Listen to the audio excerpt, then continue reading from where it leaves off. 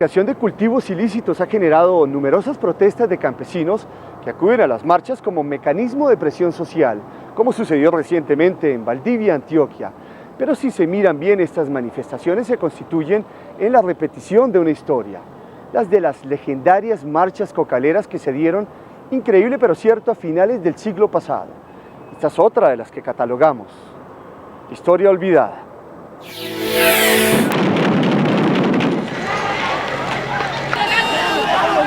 ¡Que vivan los campesinos putumayenses! A esta hora la situación es bastante complicada. El periodista Juan Carlos Mateus nunca olvidará los momentos que tuvo que vivir en el puente San Pedro a media hora de Florencia. Mateus se encontraba al lado de los campesinos y raspachines. Ellos pretendían pasar a Florencia. Pasando el puente San Pedro tenían coronado a Florencia, digámoslo así.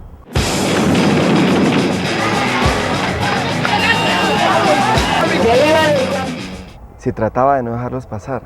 Ese puente incluso creo que lo electrificaron en algún momento para evitar que pasaran.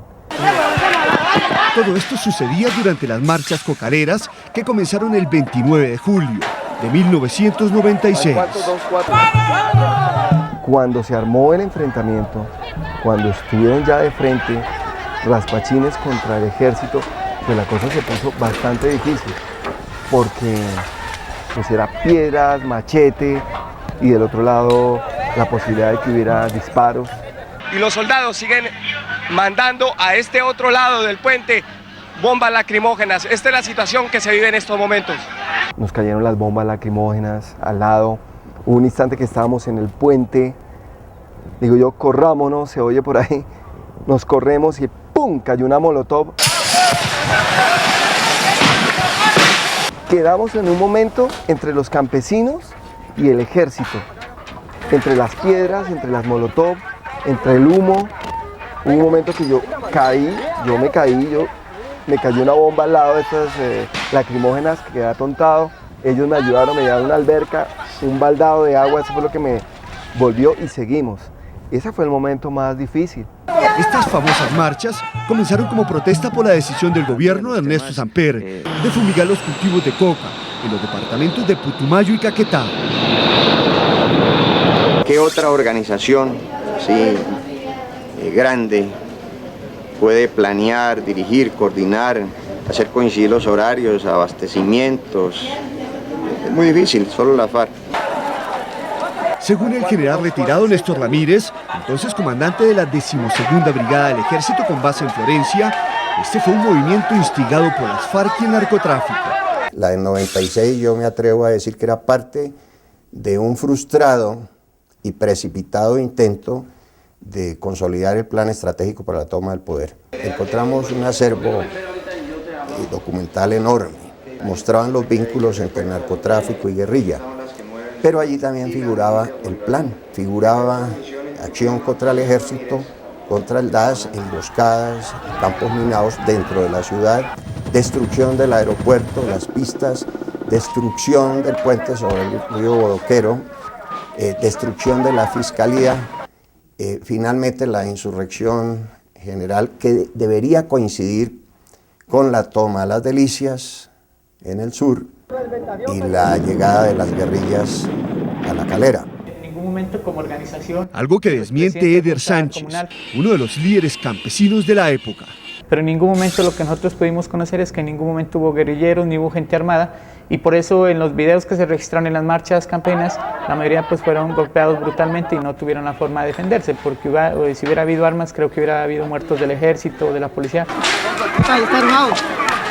Ahí hay detrás problemas económicos, sociales y políticos. Teófilo Vázquez es un investigador del CINEP que ha estudiado este tema profundamente.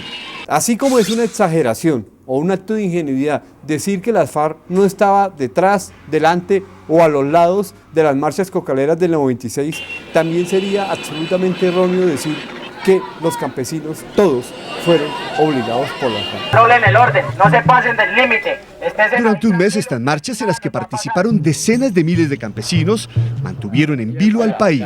Nosotros la llevamos. Los ánimos de los manifestantes han comenzado a exacerbarse. Pero 12 años después no se sabe a ciencia cierta cuántos muertos hubo producto del enfrentamiento entre la fuerza pública y los manifestantes. Hubo muchos muertos, hubo gente inocente que murió.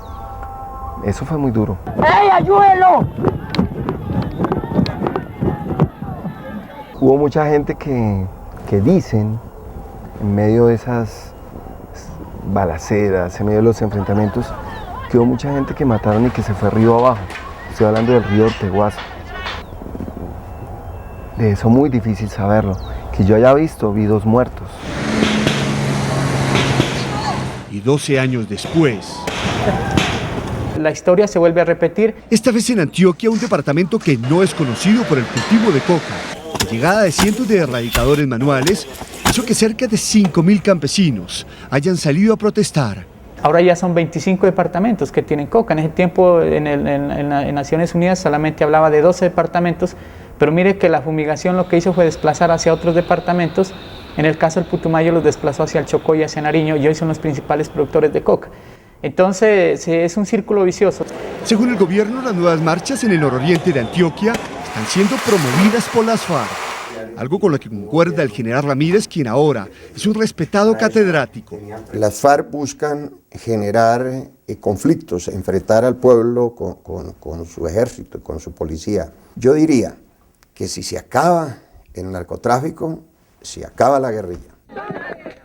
Pero de acuerdo con Teófilo Vázquez, más que un conflicto judicial, lo de los campesinos cocaleros es un drama económico, social y político. Uno de los grandes equívocos en Colombia es tratar de manera indiscriminada, ¿cierto? Y como si fuese un solo fenómeno, el fenómeno de los cultivos de coca, el fenómeno del narcotráfico, eso que llamamos narcotráfico, con el fenómeno del conflicto armado. Y tal parece que la historia del país sigue dando vueltas y repitiéndose a sí misma. Pero eso sí, la diferencia es que lo vivido en las marchas cocaleras del 96 fue tan intenso que aún Juan Carlos Mateus tiene pegado el hedor de esos días. El olor de la guerra, el olor de la muerte, el olor de la pobreza, el olor también del lado del ejército, los que van y se enfrentan con otros colombianos porque les tocaba. No voy ni para un lado ni para el otro, simplemente eran los olores de lo que estaba pasando. Eso es muy difícil, ¿no? Eso es muy difícil, eso no se puede evidenciar. De pronto el video te marca algo, pero lo que siente el corazón y lo que siente el espíritu en ese instante viendo colombianos contra colombianos, eso es muy difícil. Con la cámara de Fernando Rincón, Juan Carlos Mateus, noticiero de las 7 de La Noticia Hoy.